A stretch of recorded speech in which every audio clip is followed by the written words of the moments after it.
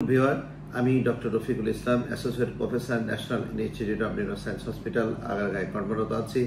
আমি neurology, medicine এবং পুষ্টি নিয়ে কথা বলে থাকি এবং কাজ করে থাকি।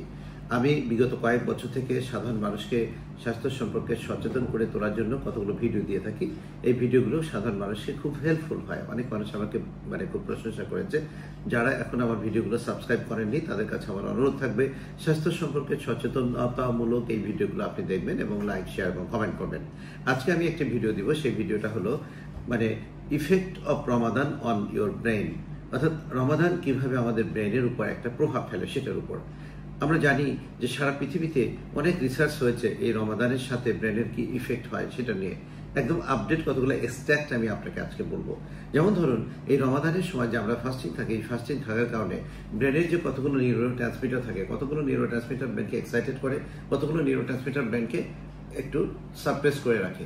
এই যে ব্রেনের নিউরো ট্রান্সমিটারগুলোর একটা নিয়ারলি একটা অটো রেগুলেট করে, অর্থাৎ ব্রেনকে একটা ইকুইলাইজ করে থাকে অর্থাৎ রমাদান। তাহলে কি হয়ে থাকে? মানুষের রাগ কমে যায়, হিংসা কমে যায়, বিদ্বেষ কমে যায়, হানাহানি কমে যায়, অনাকাঙ্ক্ষিত সেক্সুয়াল অ্যাফিনিটিটা কমে যায়। এতে করে কি হয়? মানুষ পরিচ্ছন্ন জীবনের দিকে ফেরত চলে আসে।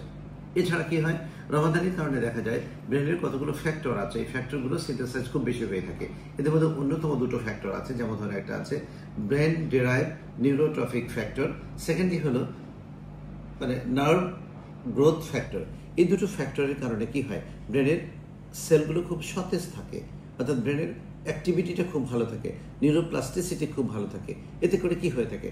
মানুষের কগনিটিভ পাওয়ারটা খুব বেড়ে যায়, মানুষের মেমোরিটা শার্পেন হয়ে থাকে, মানুষের চিন্তা চেতনাগুলো প্রফুল্লিত থাকে, বিকশিত থাকে, মানুষের মনে একটা আধ্যাত্মিক একটা পাওয়ার বা আধ্যাত্মিক একটা শক্তি চলে আসে, অর্থাৎ মানুষের মনের মধ্যে প্রচণ্ড মানসিক প্রশান্তি চলে আসে।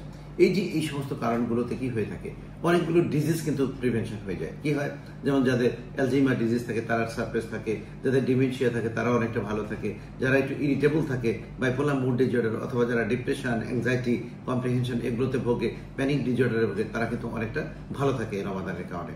এগুলো যদি আমরা মেনে চলি তাহলে আমাদের জীবনে কিন্তু একটা পরিচ্ছন্ন একটা সুন্দর একটা ব্রেন কিন্তু আমার দেখবেন অনেকটা ব্রেনের যে ফ্রি রেডিক্যাল ড্যামেজ থাকে সেই ড্যামেজগুলো থেকে অনেকটা বেরিয়ে আসতে পারে।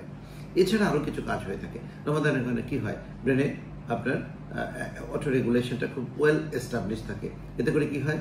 আপনার সুগার লেভেলটা কন্ট্রোল থাকে, আপনার দেখা যায় ব্লাড প্রেশার কন্ট্রোল থাকে, আপনার কোলেস্ট্রল লেভেলটা একটু কম থাকে।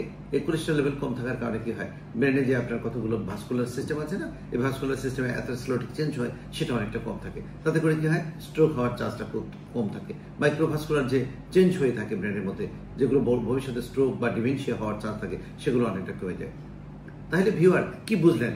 যে রমাদান ব্রেনের জন্য একটা বড় একটা আশীর্বাদ, অর্থাৎ মানুষের শরীরের সুস্থতার জন্য ব্রেন তো একটা ভাইটাল অর্গান, তাই তো? এই ব্রেন যে ভাইটাল অর্গান, এই ভাইটাল অর্গান কিন্তু অনেক সুন্দর রোল প্লে করে থাকে। আজকে আলোচনা আমি এখানে শেষ করব। আগামী কোনো আলোচনায় আবার দেখা হবে। আমার জন্য অবশ্যই, আপনাদের জন্য আমার শুভকামনা থাকলো। আমার জন্য অবশ্যই আপনারা দোয়া করবেন এবং এই ভিডিওগুলো যেন আমি অনেক অনেক অনেক বেশি পরিমাণে আমি আরো ইম্প্যাক্ট দিতে পারি এবং ইনফরমেশন দিতে পারি। এবং আপনাদের কাছে আমার চাওয়া থাকবে আপনারা এই ভিডিওগুলো লাইক, শেয়ার এবং কমেন্ট করবেন। ভালো থাকবেন। আল্লাহ হাফেজ।